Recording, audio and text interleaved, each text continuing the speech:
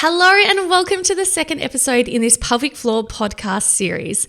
I hope you got to know your pelvic floor a little better since episode 1 so that we can hit the ground running today with some great exercises. Today we're going to cover exactly how to contract and relax your pelvic floor correctly because we know that approximately 30% of women do their pelvic floor exercises incorrectly, and I do not want you to be a part of that statistic.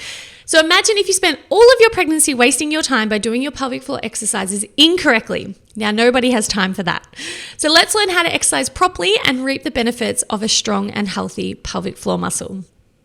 Hello ladies, and welcome back to our next episode in the pelvic floor series. Now, I hope you've had a chance to connect with your pelvic floor muscles since listening to the first episode and that you're feeling more confident with your understanding of the pelvic floor, because today we're going to get very practical. So today I will teach you exactly how to contract and relax your muscles properly. So let's jump right in. How exactly do we get the pelvic floor muscles to work? So recent studies suggest that most women, approximately 85%, will achieve a good pelvic floor contraction by using the analogy, squeeze your anus. Now, I certainly find these simple cues work really well in the clinic, and personally I use the cue, squeeze around your vagina or squeeze your vaginal muscles, and most women seem to understand how to do this really well. Studies have shown that the more complex the instruction, the more likely you'll do it incorrectly. So try not to overthink it when you start out. Don't worry when you start off about exactly what your breath is doing, how long you're holding it for, how strong you're holding it, whether you're squeezing enough. Just try a really basic squeeze around your vagina and see what you feel. It is important though to remember that your pelvic floor is only the muscles at the base of your pelvis. So keep in mind that you shouldn't be squeezing your bottom, sucking in your tummy, grimacing, or holding your breath. I tell my clients that it should be a secret. So when you're doing a pelvic floor contraction, no one should be able to see what you are doing because it is an internal squeeze and lift. So once you become a master, you should be able to do your exercises whilst holding a conversation, in a meeting, cooking dinner. No one is any wiser as to what you are doing. Not that you can see me right now, but I'm doing my pelvic floor exercises right now as I chat to you. So if you're watching this on video, you should be able to tell that it is a secret. You can't tell what I'm doing. A really important thing to know about the pelvic floor is that it is equally as important to contract your muscles as it is to relax it. So imagine an elevator, and when you squeeze your pelvic floor, imagine closing the doors of an elevator. Then when you lift it, imagine lifting up to level 2 or 3. Now, you're not finished there. When you release your pelvic floor, which is just as important, firstly make sure to drop it all the way back down to level 0, and then finally open the doors. Now, this analogy is another nice way to imagine doing your exercises and making sure that you do release these muscles properly. So, a quick recap. We want to start with the prompt, squeeze around the anus or squeeze around the vagina. If that doesn't seem to work well, try the elevator idea. So close the doors, lift up to level 2 or 3, then release back down to the ground level and open the doors of the elevator. Some other ideas you can trial are imagine stopping the flow of urine, or imagine holding in wind, but with this one be mindful not to just squeeze your glute bottom muscles, or imagine you're sitting on a tissue and you're trying to gently pick it up around the vagina, or imagine drawing a tampon string in. See how you go with these prompts, and I'd always love to hear what works best for you, as everyone is so unique and individual, and often I get a lot of great responses from other women on social media or inside my Pregnancy Posse membership, which then helps me coach other women with different analogies. So you can send me a message at Physio Laura to let me know what prompts worked really well for you. Now, in terms of positioning, generally the easiest position to do your pelvic floor exercises in is either lying down or sitting. Standing tends to be much harder because you are working against a lot more gravity, plus you'll find you tend to grip with your tummy or your bottom more. So to start with, I'd suggest lying down either on your back or on your side, or sitting. With sitting, you can either sit upright or you can lean forward, whatever you find most comfortable.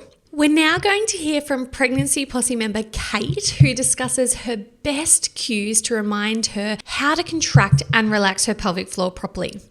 With the help of the physio, she's guided me on what cues work best for me. In that contraction, it's squeeze around my back passage. That helps me to get that full muscle control and lift. I think of the ripples, like a pebble dropping into a pond of water, and the ripples to relax my pelvic floor. I hope you got something out of Kate's tips about how she relaxes and contracts her pelvic floor properly. I know different things will work for different people, but the ripple of water might really resonate with you. Now, you should have a good understanding of how to exercise these muscles, but how often should we be doing our pelvic floor exercises? So as always, I would recommend you go and see a pelvic floor physio in real life for a tailored program and assessment to make sure, firstly, that your technique is actually correct, and secondly, that your exercise program is right for you. But in the meantime, a really good place to start is with a 5-second squeeze, 5-second relax, and then repeat that 8 times, and then aim to do this 3 times per day. Now, the intensity of your pelvic floor exercise program will alter as you cross throughout the different stages of pregnancy, postpartum, and beyond. So you will often need a more intense period of rehab or exercise during pregnancy and in the first 6 months after birth, or until you have no more symptoms of pelvic floor weakness. Now, this is because the pelvic floor muscles are under greater load and therefore will need some extra love and attention through these periods of life. Outside of this pregnancy and postpartum window, again, assuming that you have no symptoms of pelvic floor dysfunction, I usually suggest bits and pieces of pelvic floor. So for example, try and do something every day, but it doesn't have to be so structured as 5 by 8, 3 times a day. I think that's quite hard to think of for the next 30 years of your life. So I think of it as bits and pieces pelvic floor. So if you're at the traffic lights and happen to think about it, do 10 quick flicks. If you're on hold on the phone, maybe try holding for 10 seconds. Okie doke. So now we know how to do it, how long to do it for, but that's really quite the easy bit. The hard bit is then remembering to actually do your pelvic floor exercises. So some simple tips that I'm going to share with you to help you remember to do your pelvic floor exercises are: 1, to download a pelvic floor app. So I personally like the Squeezy app, but there are plenty of options on the App Store. The main functionality you want to look for is that there are reminders and notifications. So the whole point is that it's jogging your memory, it's popping up on your phone, reminding you to do your pelvic floor exercises. Other habits that you can try and tack it onto is every time you stop at a traffic light to do your pelvic floor exercises. After you've finished going to the toilet, do your pelvic floor exercises. In the shower, when making a coffee. So I personally, every time I make a cup of tea or coffee, I do my pelvic floor exercises. When you're feeding your baby, if you're postpartum, maybe you'd like to put a dot on your left hand, and every time you see that dot, you go and do your pelvic floor exercises, or you can manually set mobile phone reminders. So whatever works for you, but remember you want to try and aim to do your pelvic floor exercises 3 times per day.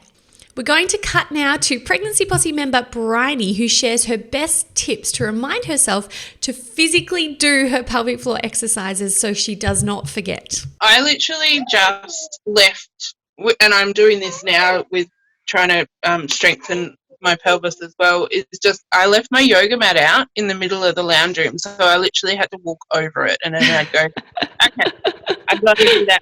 I got to do it. Kind of thing. So I was lucky in the fact that I worked, I worked a part-time job away from home, but I didn't start until later in the day, and then and I worked in my own business the rest of the time, which was from home. So I could have that flexibility to make that time, and so I just made myself every morning. I just like, oh yeah, my yoga mat's there, and I trip over it. So I get down and I do it. I love that. Yeah. A physical barrier that you literally have to step over. I hope you enjoyed that tip from Bryony. I had a little laugh because I loved that she had to physically put a yoga mat in the way so that she could remember to do her pelvic floor exercises. So hopefully this gives you some food for thought for yourself. So wherever you are listening or watching this podcast right now, and I'm guessing a lot of you will be sitting down, I want you to try and do 1 round of pelvic floor exercises with me. So let's start by relaxing all your muscles completely. Then picture the muscles around the vagina and squeeze and lift them. Now let's hold for 5 seconds. Remember, it should be a secret. 4, 3, 2, 1. Now let's release completely. So imagine dropping all the way back down to base level. And we're going to do 5 rounds. So let's go again. Squeeze and hold for 1, 2, 3, 4, 5. Release completely. Now, if someone's watching you right now, they should have no idea what you're doing. No tummy squeezing. Let's go. Vaginal squeeze for 1, 2, 3, 4, and release all the way back down. Remember to relax just as much as you contract. And again, let's go. 1, 2, squeeze and lift. 4, 5, and release all the way back down again. We're going to do one more and then we're going to do 5 quick flicks. Let's go. Last one. Squeeze and hold for 5, 4, no facial grimacing, don't tighten your bottom, don't tighten your tummy, and release completely. Now we're going to finish off with 5 quick flicks. So let's go. On, off, squeeze, relax, squeeze, relax. 2 more, relax, and last one, and release. So I hope that made sense. Well done, ladies, if you were able to complete that. Now, if you can, try and repeat what we just did another 2 times today. And like anything, once you get into the habit of actually doing your pelvic floor exercises, it won't feel like such a chore. So we're going to finish this episode with a few rapid fire questions that I've been asked inside of my Pregnancy Bossy membership. First question, how often should I be doing these exercises? So unless you skipped over the start, we'll just quickly sum that one up. Good message to be ingrained in the brain, 3 times per day is the answer to that question. Question 2, can you overdo pelvic floor exercises? This is a great question. So yes, you absolutely can overdo it, and you will know you've done too many if your technique starts to slide. So if you notice you are fatiguing and your tummy muscles are taking over, or you're not relaxing your pelvic floor properly, then it's time to stop and revisit your exercises in a few hours or tomorrow. If you're doing the 3 times per day, this really should be enough because there's no need to be doing your pelvic floor exercises all day long. It's not necessarily the more the better.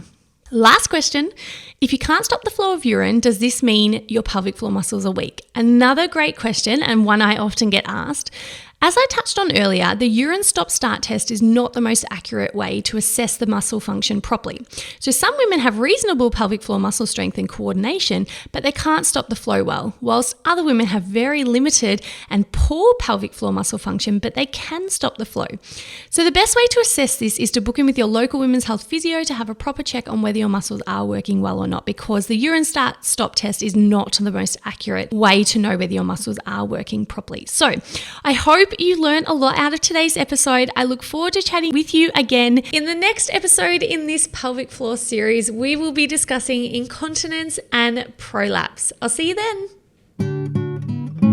Okay, ladies, how did you find that? Did you feel you were able to feel your muscles contracting and relaxing properly? If not, don't worry, this will all come together with time and practice. So let's try and get in a good rhythm of doing our pelvic floor exercises 3 times a day, because trust me, it will make the world of difference. And I will catch you all for the next episode in this series where we will be chatting about incontinence and prolapse. So stay tuned. Even if you don't have problems with these at the moment, it is so important to know about so that you can get on top of them ASAP should they ever come up. I'll see you soon.